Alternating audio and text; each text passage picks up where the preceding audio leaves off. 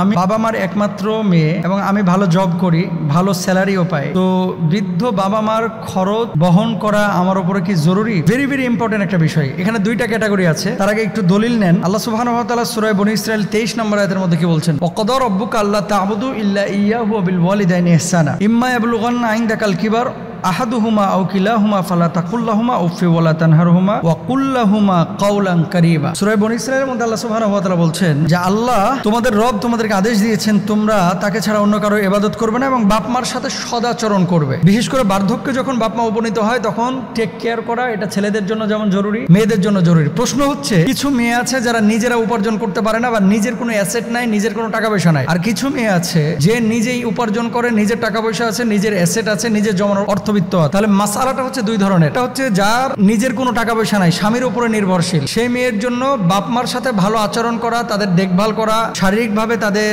খেদমতে অংশগ্রহণ করা, এটা জরুরি।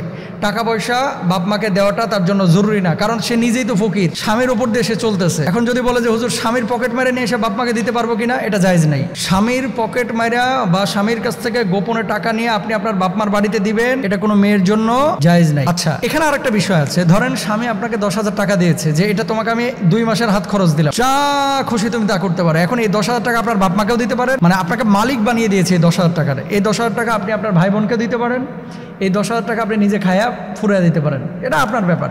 এই 10,000 টাকা আপনি কসমেটিক কিনেও শেষ করতে পারেন, তবে হ্যাঁ, অপচয় যেন না হয়। 2 নম্বর যে মশালাটা, সেটা হচ্ছে আমাদের এমন কিছু মেয়ে আছে যে মেয়েদের পর্যাপ্ত অর্থবিত্ত আছে, যেমন মোহরানার টাকা পেয়েছে 50 লাখ, এই 50 লক্ষ টাকা ব্যাংকে জমা রাখছে, তার মানে সে স্বয়ংসম্পন্ন, তারপর জাকাত ফরজ, টাকা আছে তার।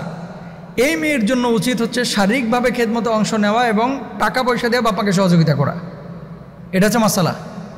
তাহলে যে মেয়ে চাকরিজীবী, যার চাকরি বাকরি আছে, সেই মেয়ে তার বাপ মার খেদমতে অংশ নেবে ফাইন্যান্সিয়ালি।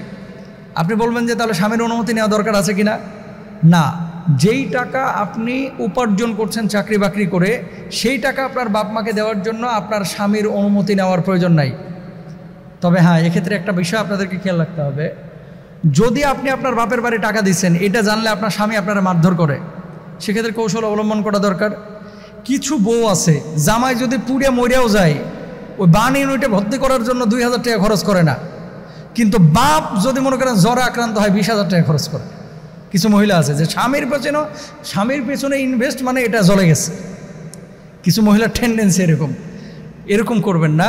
বিপদে আপদে সাহায্যের হাতটা আমরা বাড়াবো ইনশাল্লাহ। তাহলে আমরা মাসালাটা পেয়েছি, বৃদ্ধ বাবা মা, মাজুর, অক্ষম, অসুস্থ, অথবা বাপ মা যখন পূর্ণ বয়সে পৌঁছে যাবে, বার্ধক্যে উপনীত হবে, যে মেয়ের সামর্থ্য আছে শারীরিকভাবে সে খেদমত করবে, আর্থিকভাবেও খেদমতে অংশ নেবে। আর যেই মেয়ের সামর্থ্য নাই, সেই মেয়ে শারীরিকভাবে অংশ নেবে, আর্থিকভাবে অংশ না নিলেও তার কোনো গুনাহ হবে না। কিন্তু ঢালাওভাবে আমরা একটা বিষয় প্রচার করি যে ছেলেদের ওপরেই সব দায়িত্ব, ভাইয়ের ওপরেই সব দায়িত্ব, আর বোন আসবে আর খালি নিয়ে যাবে। এরকম কিছু বিষয় আছে, কিন্তু বাড়িতে আসলে গাছের দিকে তাকায়, নারকেল কয়টা আছে, ডাব কয়টা আছে, এটাও কেটে নিয়ে যায়। আবার মনে করেন কিছু বোন আছে এরকম, বাপের বাড়ি থেকে পয় পয় করে নিয়ে যায়, কিন্তু বাপের বাড়িতে কিচ্ছু দেয় না। দুলাভাইয়েরও বোঝা উচিত, ওই জামাইয়েরও বোঝা উচিত, তো অনেক কিছু নিয়ে আসলাম, কিছু দিয়ে আসি। আবার উল্টাটাও কিন্তু আছে, যেমন খালি শ্বশুর বাড়ি থেকে নেয়, কিচ্ছু দিয়ে আসে না শ্বশুর বাড়িতে।